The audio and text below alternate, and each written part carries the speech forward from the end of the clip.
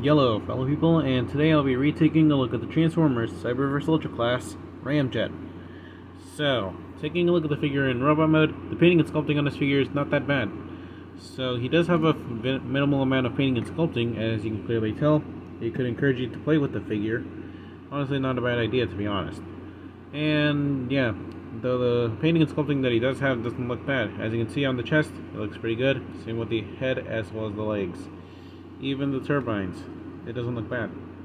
And I like how the red plastic has a shimmer effect to it, as you can clearly tell. Anyways, so he comes with a few accessories, that being these two null rays. And honestly, they remind me of the Earthrise Starscream's null rays, or just the Earthrise Seeker's null rays in general. And just like those null rays, they're also Blush compatible. I'm not going to turn the other arm since that's going to activate the gimmick. So I'm just going to rotate the null. That is literally cursed. Anyways, yeah. The null rays are Blush compatible, which is pretty cool. Anyways, he comes with another accessory, that being the staff. So how do you access it? Well, you unplug these thrusters that's on the calves of this figure. And as you can see, there's this one that has this pull, and you have this one with no pull, but there's a port, and basically you just plug this on top, like you just plug this thrusters on over there, like that, and then you just bring in the other piece, plug that in, you're good to go. And yeah, honestly, the staff weapon is not actually bad. It's honestly a pretty cool idea. And yeah, and you can also store these in robot mode. Anyways, and what I find pretty funny is how these ports are 5mm. So you could do skids. You could do skids. I'm surely gonna get hated for that, I'm guessing. Anyways. So, he also has a gimmick. Seeing as how he's a Cyberverse figure, it's a given that he's gonna have a gimmick. So how do you access it? Well, you just rotate this arm. There you go. And there you go. It's an Energon armor gimmick. And to be honest, it doesn't look bad. The sculpting is pretty good, and I love the coloring. Though for some reason, the helmet piece reminds me of Deathsaurus. Does anyone get that vibe to him? I said that in my older review on this figure. I'm still curious if anyone ever had that vibe on him. Anyways, and it just goes back like that. Though it is rather difficult to get in there, considering it wants to get out sometimes. And moving on to my problems, I forgot to mention this, but sorry. It's that the Energon armor gimmick doesn't entirely have anywhere to tap in. So you can see this port on his forehead, and you can see that there is no real tab on the actual helmet piece, which in turn is going to result in this. Honestly, I'm kind of upset by that. Anyways, that's kind of my only problem with the figure itself. Any other problem is mostly due to the gimmick of the figure itself. So let's move on to posability now, shall we? Anyways, oh yeah, I forgot about this, but it would be how the nose cone transforms. I usually prefer doing this so it at least stays more flatter. Anyways, but that's not entirely a big problem. Let's just move on to visibility now, shall we? No rotation at the head. He can't even look up or down due to the gimmick for some reason. He has a ball joint at this arm, at this shoulder, and it does tend to untab. He has a ball joint at the elbow. His arms can spread out that far, and this one can do a swivel, but that's gonna activate the gimmick. I'm not gonna do that. He has a ball joint at this elbow. He can kick that far, and he can kick back that far. He has a below 90-degree knee bend, and yeah, that's basically all the. Wait, can he do a split? No, freak, he can't. This figure doesn't have that much visibility, but that's mostly due to the gimmick of the figure. And yeah, let's just move on to size comparisons now, shall we? Here we have we're next to the Piggy Duo, as you can see right there. Setting them off to the side. Here we have them compared next to Battle Class Shockwave, as you can see right there.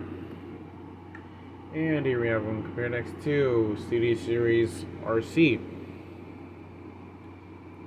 as you can see right there. And here we have them compared next to Legacy G-Axis, another jet former, whose ultimate also looks similar to this figure as well. Interesting to say the least. Anyways, here we have them compared next to Ultra Class Shockwave. And honestly, have Ultra Class figures always been that size?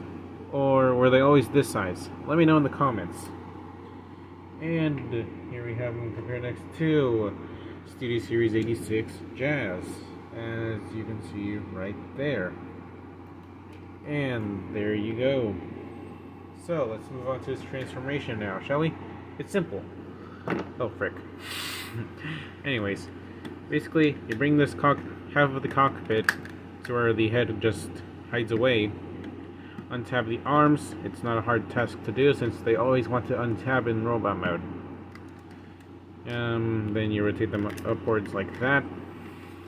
And you have the option to either keep the null rays on or plug them onto the wings. Honestly, I kind of prefer plugging them onto the wings. Your decision though.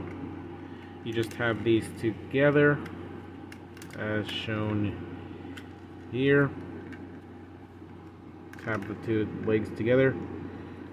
Tab them, well, you tab the knees onto the thighs, and then you tab the backside onto the thighs, as shown there. What the frick? Come on. There you go.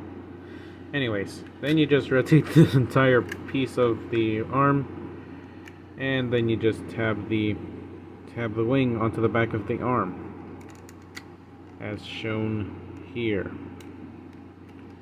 Then you rotate, then you bring up this tail fin, and then you do the same steps on the other side, as shown here.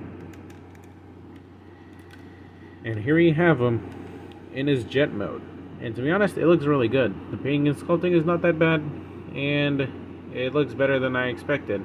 I'm not a big fan of how there's a hinge over here in between the cockpit. It's pretty distracting. But even then, this is a pretty good jet mode for a gimmicky figure. Also, I just noticed how the thrusters are asymmetrical in terms of height.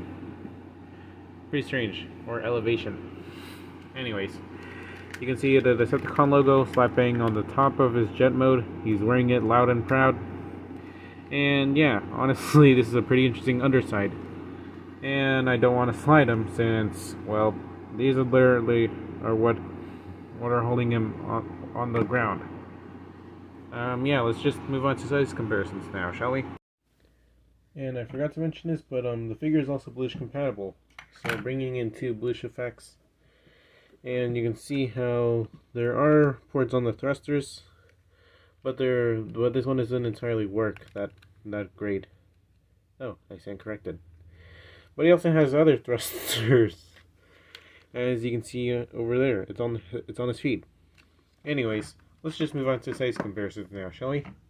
I guess it's to compensate for how if you lose the weapons, you still have thrusters. Anyways, here I am compared next to the Piggy Duo, as you can see right there. We have them compared next to Battle Class Shockwave, as you can see right there. Here we have them compared next to RC from the Studio Series line and from the Legacy line, as you can see right there. And here I am compared next to Studio Series 86 Jazz, as well as Legacy G-Axis, because of how similar their alt modes look. So, there you go. So, my real final thoughts on this figure? He's really good. So, I like the transformation. It gives you a break from complex transformations, and it results in a pretty good looking jet mode. And the robot mode is also pretty good, though it does have that Energon gimmick which compromises it sometimes. So, I'm not sure if I should recommend it to you, since, well, he's a gimmick-based toy. I'm not sure if people are still into gimmick-based toys like this. So, this is basically it for this video, and I'll see you guys next time. Bye now.